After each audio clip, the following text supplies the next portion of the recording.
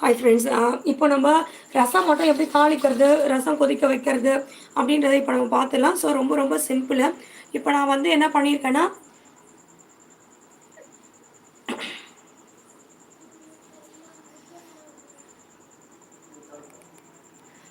எண்ணெய் வந்து காஞ்சிட்ருக்கு. ஸோ இப்போ நான் வந்து கொஞ்சோண்டு கடுகு, 2 காஞ்ச மிளகா, உங்கள் காரத்துக்கு ஏற்ற மாதிரி நீங்கள் போட்டுக்கோங்க. நான் ஒரு காஞ்ச மிளகா போட்டால் கூட எனக்கு பரவாயில்ல. ஸோ இப்போ காஞ்ச மிளகாயை போட்டு நல்லா நல்லா பொரிஞ்ச உடனே, எண்ணெய் நல்லா காஞ்ச உடனே கடுகு போட்டுருங்க. பொரிச்ச உடனேயே நம்ம என்ன பண்ணணும்னா, அதுக்கு முன்னாடி நம்ம கொஞ்சம் இந்த மிளகு, சீரகம், பூண்டு, தக்காளி இதெல்லாம் சேர்த்து நம்ம நம்ம வந்து இதை வந்து நல்லா இது பண்ணி வச்சுக்கணும். அதாவது அரைச்சி வச்சுக்கணும். ஸோ இது நல்லா புரிஞ்சிருச்சு. இப்போ நம்ம இதில் வந்து இதை போட்டுடுறோம். காய் அந்த மிளகாயை கூட நம்ம கருவேப்பிலையை போட்டுட்டு, அதுக்கப்புறமா ஏற்கனவே இங்கே நம்ம புளியை கரைச்சி வச்சுருக்கோம் இல்லையா? ஸோ இந்த புளியை கரைச்சி இதில் நம்ம விட்டுட்டு, அதுக்கப்புறமா நம்ம அரைச்சி வச்சுருக்கோம் இல்லையா? அதையும் தூக்கி இதில் கொட்டிட்டு, திட்டமாக மஞ்சத்தூள் போட்டு, உப்பை போட்டு நான் எல்லாமே இதில் நான் போட்டுட்டேன். ஸோ இதை நல்லா நம்ம அப்படியே கொதிக்க வைக்க வேண்டியது தான். ஸோ இது இப்படி தான் ஒரு சாதாரண ரசம், சிம்பிளான ஒரு மிளகு ரசம். ஸோ ரொம்ப நல்லதும் கூட உடம்புக்கு. இப்போ வந்து ஒரு ஜீரணம் ஆகலை அப்படின்னு சொல்லும்போது, உடம்புக்கு தினமுமே நம்ம ரசம் வச்சு சாப்பிட்றது ரொம்ப ரொம்ப நல்லது உடம்புக்கு. ஸோ இதில் நான் தேவையான அளவு நான் உப்பு கொஞ்சம் போட்டுக்கிறேன்.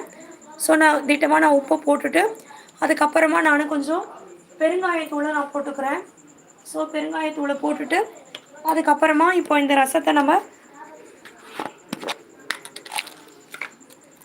திட்டமாக நம்ம கொஞ்சம் இப்போது பெருங்காயத்தூளை போட்டுக்கிறேன். ஸோ இந்த பெருங்காயத்தூள் போட்டுட்டு நம்ம இதை அதுக்கப்புறமா நம்ம இறக்கி வச்சிட வேண்டியது தான். இந்த ரசம் நல்லா கொதிக்கணும். கொதி வரத்துக்கு முன்னாடியே பார்த்து இறக்கிடுங்க.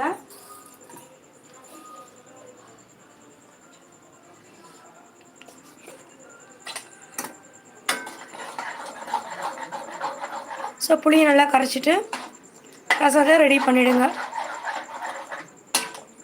லைட்டாக இப்போ கொதி வரா மாதிரி இருக்குது. கொதி வரா மாதிரி இருந்தாலே நம்மளுக்கு அதுவே நம்மளுக்கு போதும்.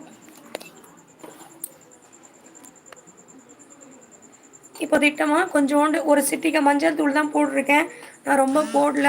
ஸோ ஒரு சிட்டிகை மஞ்சள் தூள் போட்டு இதை நல்லா கலரி விட்டுருங்க. நல்லா கொதிக்கட்டும்.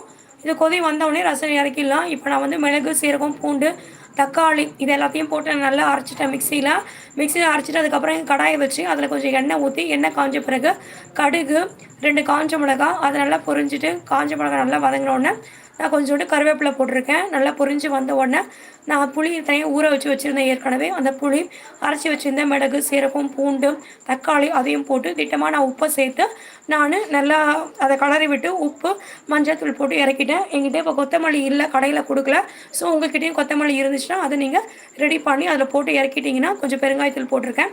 ரசம் கொதி வர ஆரம்பிச்சிச்சு. கொதி வர ஆரம்பித்த உடனேயே நீங்கள் வந்து கேஸ் ஆஃப் பண்ணிட்டீங்கன்னா உங்கள் ரசம் ரெடி ஆகிடும். ஸோ இதான் மிளகு ரசம்.